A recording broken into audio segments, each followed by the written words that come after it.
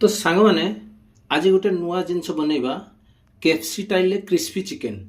तो ये boneless piece अच्छी थाई पीस अच्छी यहाँ बिल्कुल ठीक अच्छे।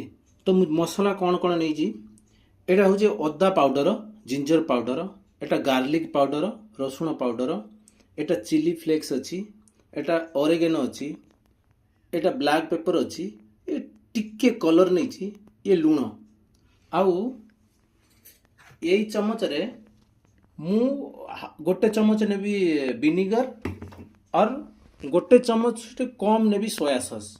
तो ये सबू को मिसेकी मु आपन को देखौची। माने सबुठार इम्पोर्टाट चीज है एथिरे आमे गोटे बूंद पानी दबानी बिना पानी रे बनेबा। देखो सांग मैंने एथिरे मु टोटाल पानी देनी कि गोटे बूंद पानी भी देबेनी। एटा को 10 रु 12 घंटा मु बंद करिकी रखिबी। देखो गाइसी एटा 10-12 घंटा हो चिकेन टा बर्तमान रूम टेम्परेचर अच्छी। मु 10-12 घंटा फ्रिज रे रखी। 2टा अंडा नहीं ऑरिगेनो चिली फ्लेक्स नमक और ब्लैक पेपर पकईकि सब मुझे फेंटी देती अंडा टाक देखो। ये मुझे 3 चमच मैदा नहीं और 3 चमच कॉर्नफ्लोर नहीं। यहाँ अच्छी ब्रेड कॉर्न। तो ये मैदा कॉर्नफ्लोर को मुझे मिसेदेवी भल भाव में मिसेला पर नेक्स्ट प्रोसेस मुझे आपको कही। पहला प्रोसेस है इसका ऐसे मैदा में कोट करना और इसको ऐसे थोड़ा झाड़ना। दूसरा है ये अंडे में करना ऐसा अंडा रे एमती करके एटा ब्रेड कॉर्नले करिवो पुणी एमती ब्रेड कॉर्नले भल भाव में एमती कोट करिवो।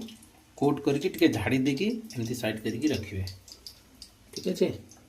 देखंतु एमती धीरे छाड़िबे और बिल्कुल स्लो गैस रे गोटे गोटे करके छाड़ी छाड़िबे। तेज कले पूरा कला पड़ीज स्लो रे पकेबे। देखो केते पूरा लाल देखा क्रिस्पी टाइप रे। बाकी मुझे आपको देखिए भी कहि पछरे सामने देखिए ये पूरा क्रिस्पी बनी देखो कर आवाज कर।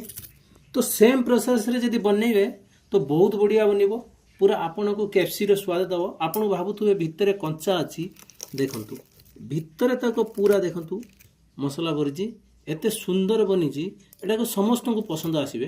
एटा आपण कोथरे भी ग्रीन चटनी खाई परिबे टमाटर केचप रे खाई परिबे कोथरे भी खाई परिबे। किंतु बनीची किंतु बहुत बढ़िया सेम प्रोसेस रे बनातु खांतु एंजॉय करंतु। जय जगन्नाथ।